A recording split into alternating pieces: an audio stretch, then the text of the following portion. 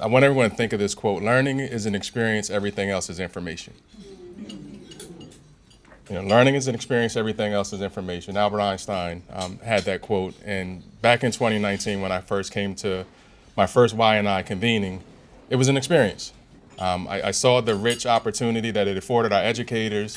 Obviously, we all get blown away each and every year by the dynamic student speakers, and really seeing the reciprocal relationship between a student and a teacher.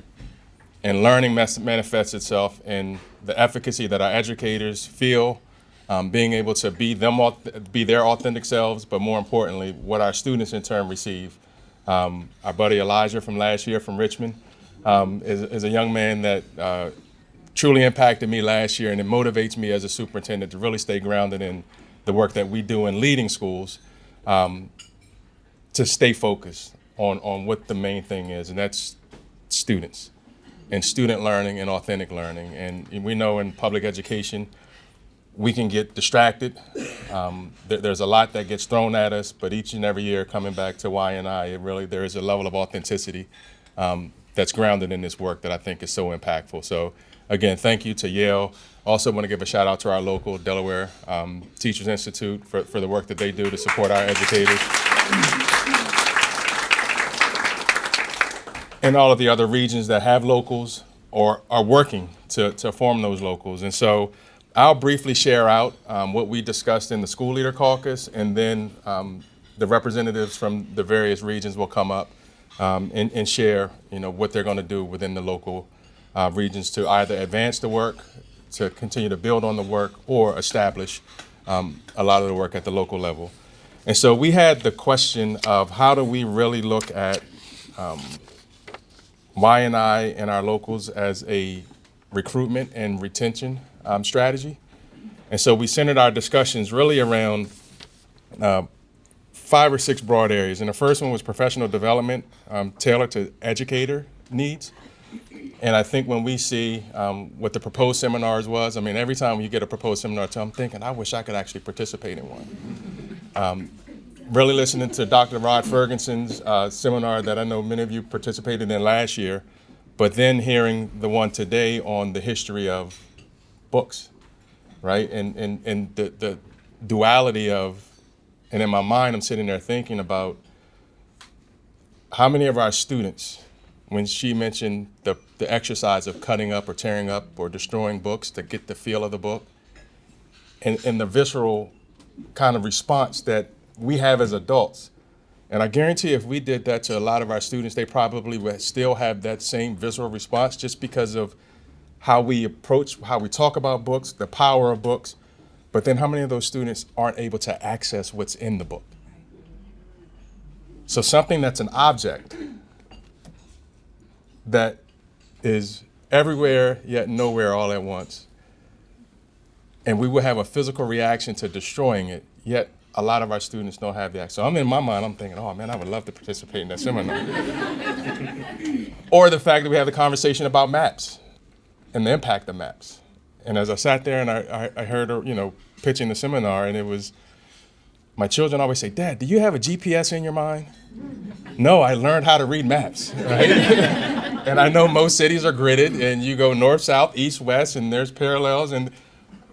But if it's not on a device, they're lost. And so really thinking through all of these things, and again, in this authentic, rich content. And so we discussed, what does that tailored professional development look like for educators? And how can we as school leaders continue to support the fellows in your efforts to get that rich, tailored professional development? And one of the comments in one of the breakout sessions yesterday was, many of you feel like you're rebels in this system of education, which was humbling that you're willing to be a rebel, but it was also a little like, ouch. Like that you feel you have to be a rebel in the public education system to teach authentic content that is culturally responsive, equity focused.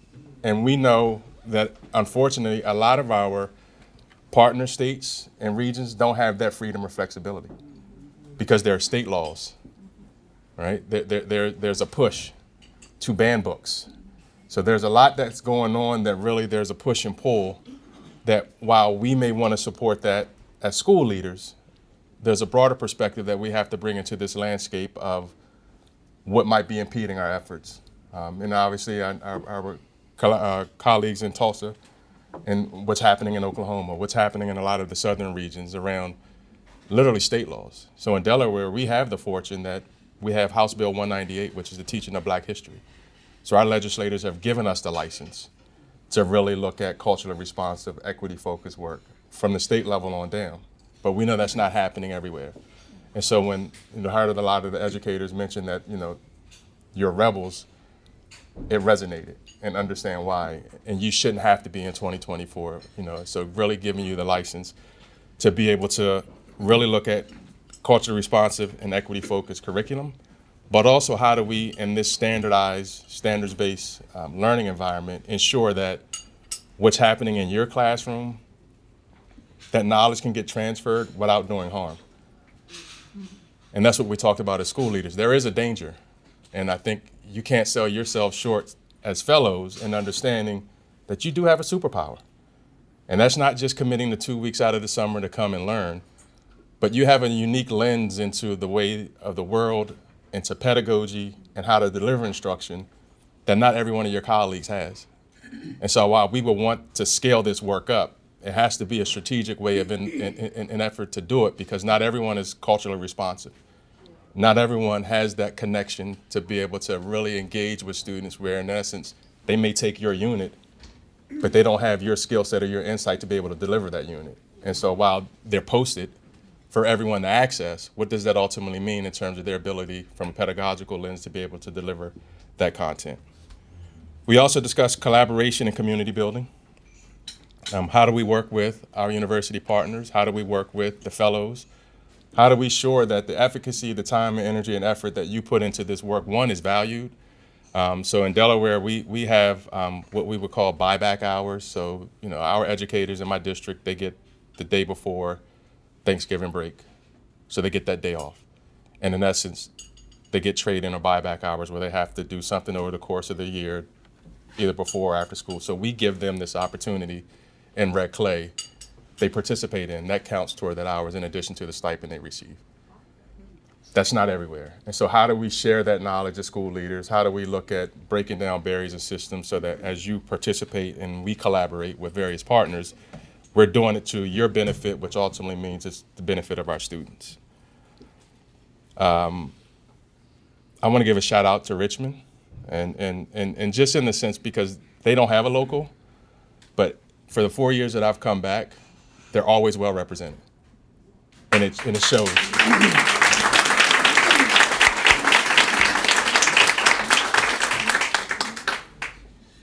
And Deirdre's talked about a spark, and I want to say Val Schwartz probably is that spark in Richmond. So Val, I want to acknowledge her, and they modeled Y&I in terms of creating a mini application process. So they're doing it without a full-fledged collaboration with a local, but they're doing it in spite of. And so as they continue to work and grow, but it's the power of an educator and district leadership that supports those local educators. And so when you see Dr. Cassandra Bell really being at the table hand in hand with those educators such as Val and those others from Richmond, because my first year here, Rodney Robinson, who was a National Teacher of the Year, he was on his way out of education until he came back to a summer Y&I Institute, and it reignited that fire. And we know the best recruitment strategy is a retention strategy. And so those were some of the other discussions that we talked about. And again, teacher autonomy and leadership. We also focused on STEM and the humanities, and I think that resonated this morning with some of the proposed seminars in terms of the integration, the fact that you can be an art teacher or math teacher, science teacher, but yet participate in a seminar that's ELA focused, and see the intersectionality between an integration of those subject areas. Hearing music teachers really tie ELA in such a rich way that then the students can come and be dynamic in public speaking, right? Or seeing the way that in Philadelphia yesterday, you're tying art in the depiction of art that otherwise students wouldn't otherwise have access to. I think back to when President Obama was first elected, Quincy Jones started an online petition to have a high-ranking cabinet level official focused on arts in the United States. Because from an equity standpoint, if you don't have access, you miss out on opportunities. And so to see the integration, whether that would be through STEM fields or arts, it's something that we talked about, and really looking at those transferable skills that are centered on student learning. So, and then recruitment and retention incentives, I spoke briefly about that. We know there's high rates of turnover in a lot of our schools in terms of the educator shortage. So how can we use this and really disrupt the status quo, right? Not force educators to leave the classroom to aspire to become building level leaders, but how can we disrupt it in the sense that you can serve as coaches within your respective schools, within our respective districts, and share this knowledge in a structured, strategic manner. And I want to, Dr. Dawson in Philadelphia talked about strategic abandonment. And how can we really be strategic about, and I shared the analogy of my grandfather would always tell my mother or my grandmother, I see a lot of bags coming in, but I don't see anything coming out. And we know as educators, you routinely feel that way, right? As school leaders, we're constantly adding on. And so how can we look at strategic abandonment just in terms of really being strategic about if we're going to add something, what are we taking away to allow educators to, again, show up and be their authentic selves as they look to work with students, and really use that as a recruitment and retention strategy. And then one of the bigger questions for us, because a lot of this is inquiry, experiential-based learning, is how do we really look at assessing learning? Because from our lens, that's something that we routinely have to focus on, right, wrong, good, bad, or indifferent. There are accountability models and things that we have to be accountable to. So how does the learning transfer, holistically in terms of being able to ensure that students not only are getting these rich experiences, and in our district, we're saying growth to proficiency. So as we grow them, are we growing them to be proficient learners, to be able to excel on whatever accountability models that we may have in our respective school districts? So those were the general talking points. Again, we really wanted to ensure that we are investing not only in our educators, but looking at how do we scale this work in a collaborative, cohesive way to ensure that, one, when you participate in this, you don't come back home and feel like your efforts have been in vain. You don't feel like it's moved beyond your limited or isolated experience, and that we're expanding it to be able to ensure that not only future educators, but our students continue to benefit from the rich opportunities that you're providing to the students as a result of your experience, not only in your local seminars, but here at Y&I.